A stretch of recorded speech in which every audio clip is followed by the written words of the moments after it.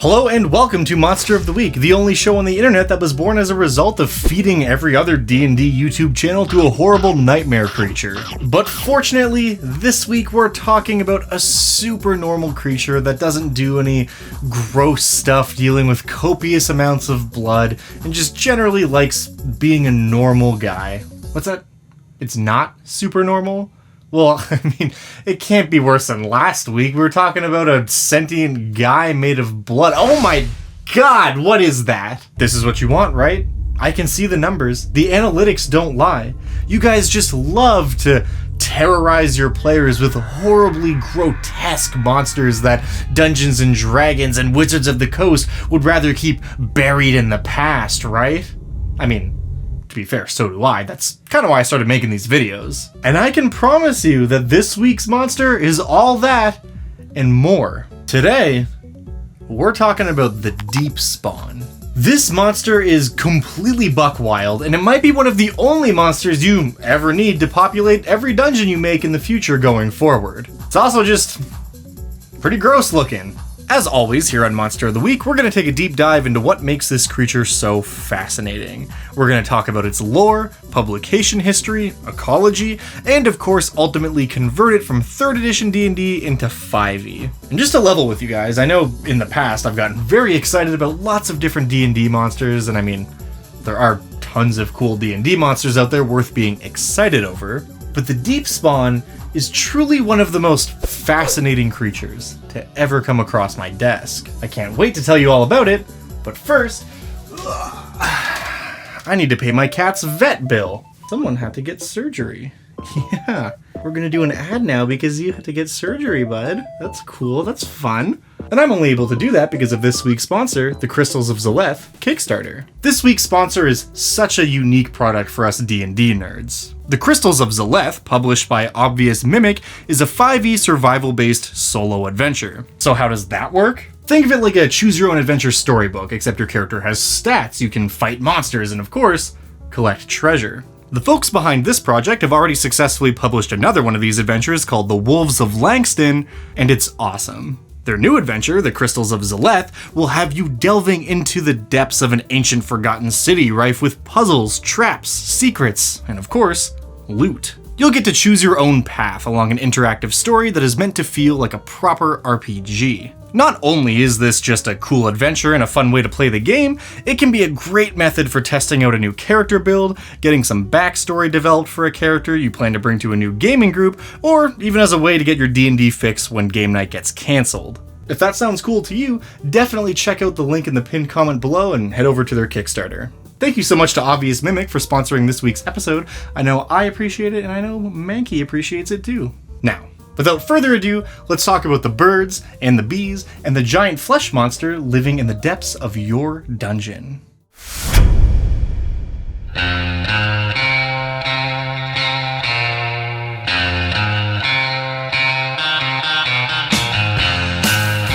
Deepspawn are one of those monsters that have been around in D&D for a really long time, but for whatever reason, have never really had their chance in the limelight. They got their start in 2nd edition, and they've made several appearances throughout the years, showing up in plenty of adventures and sourcebooks. Most bizarrely, they even show up in an issue of Dungeon magazine published in 2011.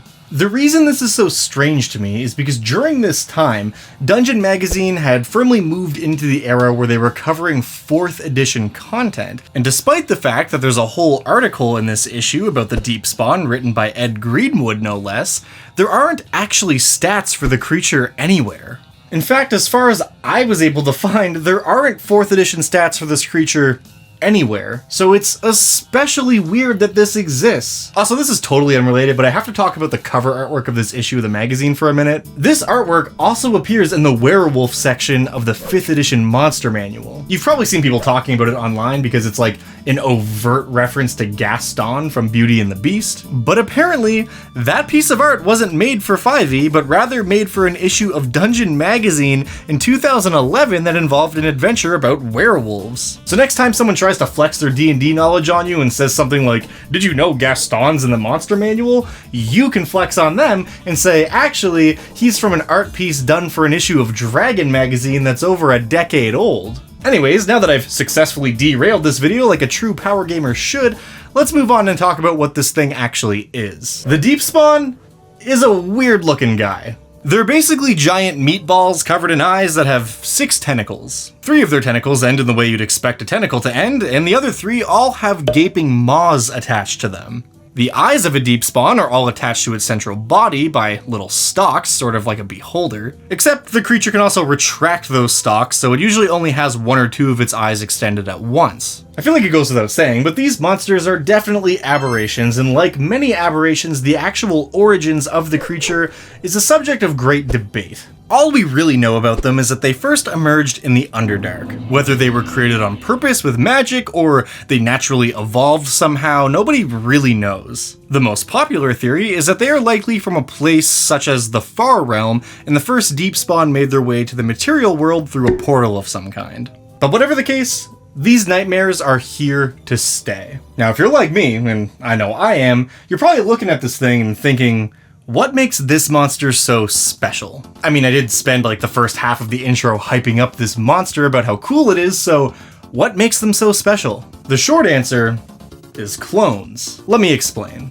The deepspawn possess the ability to create a perfect copy of any creature they've consumed. It's gonna get so much weirder. Let's say, for example, that a deepspawn eats a kobold. The deepspawn can then process the essence of that creature and spit out a perfect copy of the kobold that it ate. And this isn't just any old kobold. The clone, or spawn as they're called, is identical to the original kobold in every way, except for 2 exceptions. For one, it has only a vague and foggy recollection of the creature that it used to be, or rather, the creature it was cloned from, spawned from. The creature who got ate. And 2, it is fanatically loyal to the deepspawn, as if the other creature were an extension of itself. Now, the deepspawn can't just keep making clones on repeat. It takes 1 to 2 weeks in order for it to gestate a new spawned creature, so it's kinda slow going. But the end result is essentially a monster factory that can replicate perfect copies of any living thing as long as it's native to the material plane. So it can't do this with elementals or demons or anything like that. But that still leaves a lot of different options available. Now, the other thing about the spawn that makes them less than perfect is that their DNA sort of deteriorates with each new copy. Let's say that the deepspawn decides that Kobold Minion is serving it so well, it wants to just make a few more. If it just keeps on making copies of the same kobold over and over and over again, eventually some cracks will begin to form. The first thing to go will be the spawn's mental faculties. Each clone will be slightly less keen than the one before, which will gradually start to become noticeable. Eventually, the overall brain function of the kobold copies will be dimmed down to the bare essentials. And then, if it keeps on making more and more copies, they'll start to be born with deformities and gradually just become less and less like a kobold until what we're left with is essentially just a lump of scaly flesh. Which is disgusting. It's unclear just exactly how long this process takes before we start to see deterioration in the created copies, but it's implied by the books to be a very long time. A lot of clones have to be made. And considering that the deepspawn has a very high intelligence threshold, it definitely knows this and is likely going to take steps to avoid that outcome. But being able to literally produce an army of monsters that have undying loyalty to you might just be one of the best abilities I've ever seen a monster have. And we haven't even discussed the weirdest part yet. The copies it creates are truly perfect copies. That means that they have the same creature type as the original. So, if it eats Donald the Human Fighter and spits out a copy of him, that copy is only ever identifiable as a human being. Therefore, if, say, an adventuring party heads into the lair of the deepspawn to kill it, there's nothing stopping it from defeating those adventurers, eating their bodies, making perfect copies of all of them, and sending them back to town to tell everybody, hey guys, we did it! We killed the gross monster in the cave over there. Only to give a false sense of security to everybody and lure in some new meat. I do want to get specific about one thing though. Across not just different editions of the game, but even just different appearances of this creature within the same edition, there's one little detail that always seems to be muddled, and that's whether or not it needs to eat an entire creature or just a part of it to make a copy. In some printings of the deepspawn, it can create a copy of any monster it has eaten even just a single bite out of, meaning that if it manages to even bite off just one of your fingers, it could make a spawn that is identical to you. Hey. In my 5e update of this monster, that's the ruling I decided to go with just because I think that's more interesting. But I suppose that's starting to get more into game mechanic stuff, so with all that said, let's move on and talk about just exactly how this creature fights and what kind of abilities it has.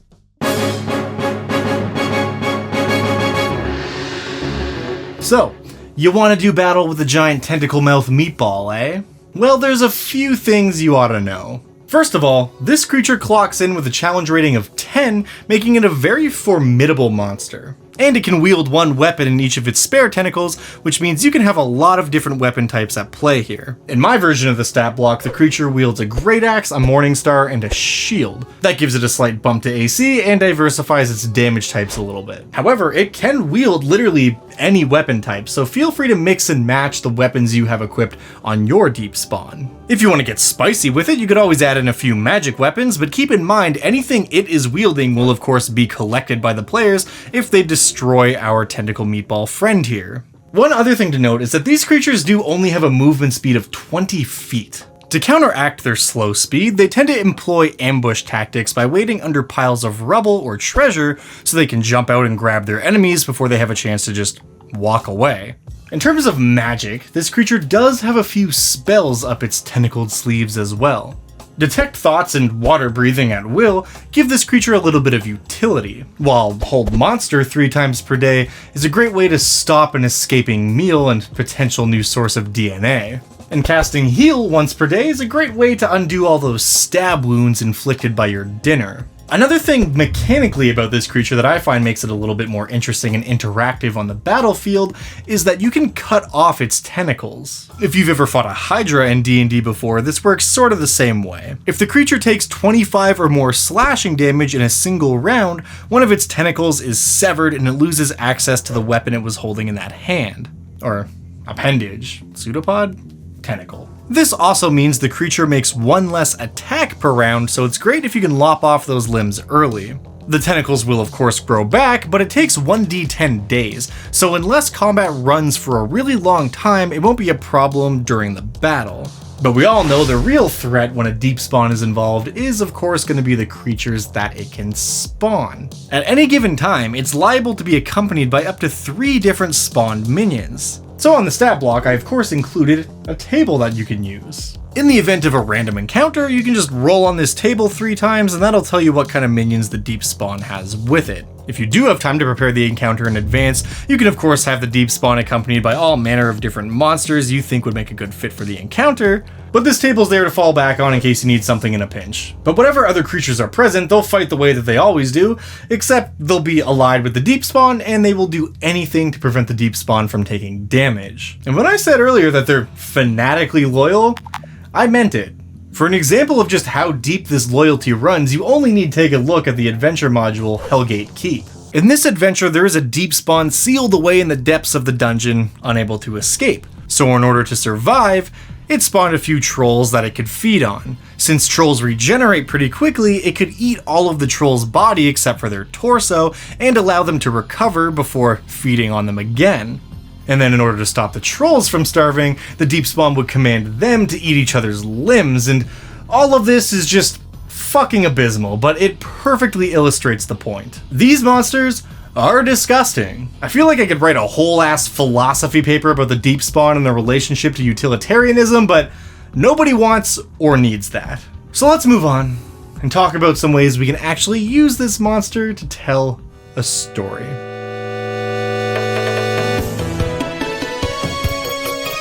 The deepspawn is literally one of the most versatile creatures I've ever talked about on this show. It's rare that you find a monster who is both a horrific creature and highly intelligent. The most out-of-the-box boilerplate way to use this monster is obviously as the heart and brain of your dungeon. Because they can replicate other creatures, a deepspawn could easily live in the ruins of some ancient castle and populate it with minions. If you want to take that a step further, maybe the creatures in the dungeon are even monsters that normally hate each other. For example, perhaps you have orcs and goblins working together to fight off intruders or go on raids in nearby cities. Those two normally opposed factions working together is a great red flag for a clever adventurer to pick up on. Or perhaps the dungeon is actually a city and the king or queen of this place is a deepspawn and all its residents are the creature's children. That could be a really interesting Wizard of Oz man behind the curtain style reveal, except instead of a guy pretending to be a wizard, it's a horrible aberration pretending to be a guy. The best part is, all the townsfolk would know this and obviously not care. It could give just a real uncanny vibe to the whole place. Everybody would be obsessed with the ruler of the land, maybe even referring to them as mother or father or something like that. Just real gross weirdo stuff. Even if the players never pursue that lead to find out why everyone in this one city is so odd and cult adjacent in the way they interact with each other, it's still a cool bit of world building. But on the topic of huge populations being created by a deepspawn or a group of deepspawn, there is some precedent for this. In the Forgotten Realms, there's a notable series of conflicts called the Spawn Wars. It seems that dwarves were actually the first ones to encounter the deepspawn, and they immediately weaponized them. They had multiple captive deepspawn that were dominated using magic and used to create dwarven soldiers to fight on behalf of the kingdom. These wars against other surrounding creatures, and especially a civil war in Shantar, were so bloody and gruesome, the act of using deepspawn in warfare was eventually outlawed in a Geneva Convention-esque pact signed by the Dwarf Lords. That's how you always know a monster is going to be good on this show. The amount of times I bring up the Geneva Convention is like a 1-to-1 correlation with how fucked up the monster is.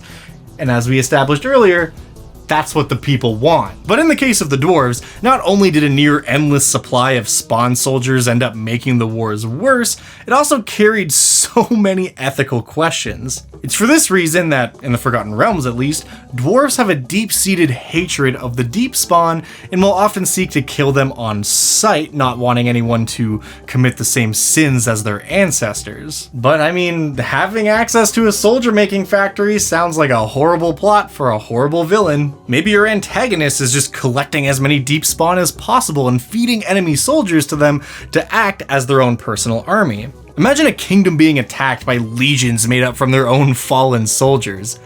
That's so... why? That's wild. That's crazy.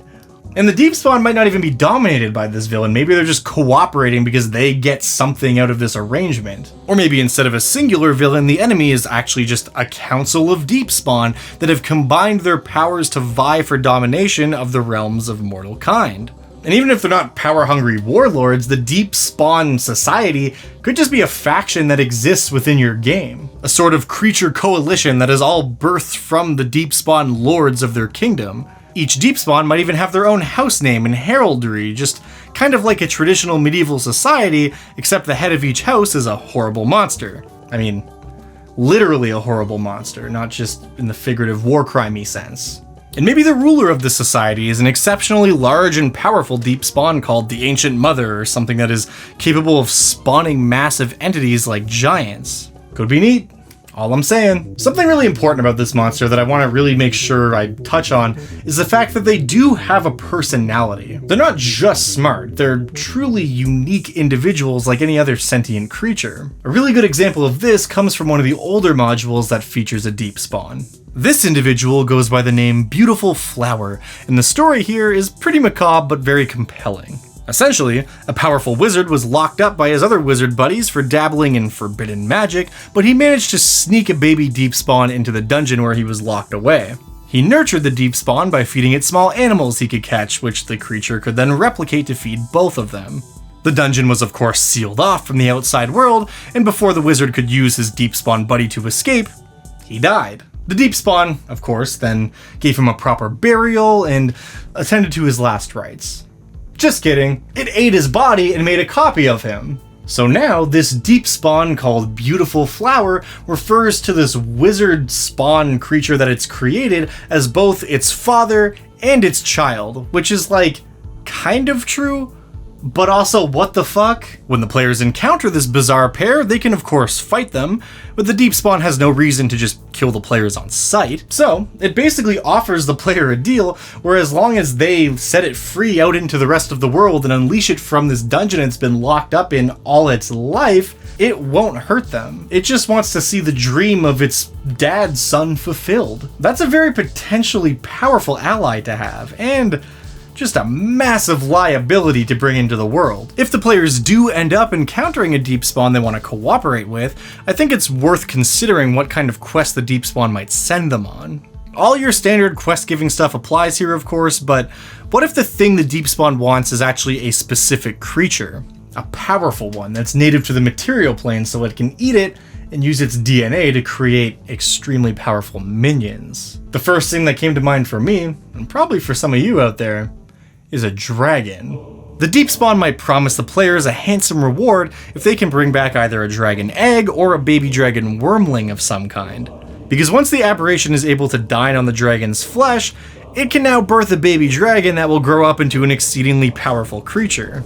And it can do that a bunch of times. The overall ramifications of something like this are potentially catastrophic. So if the deep spawn is gonna convince anyone, the bounty they put up for such a creature would be exceptionally high. And to just straight up rip off the Xanathar, this is something I could see being offered by a deep spawn that runs a thieves guild or shadowy government organization. Maybe most of the guild members are even just spawned creatures, and there's a standing bounty for any creature that possesses special abilities, with the dragons being at the top of the list. This creature has so much potential, and to be honest with you, I'm kind of shocked it ended up on the cutting room floor for 5th edition. But I guess that's what we're here for, so definitely let me know in the comments down below how you would use a deep spawn in your campaign.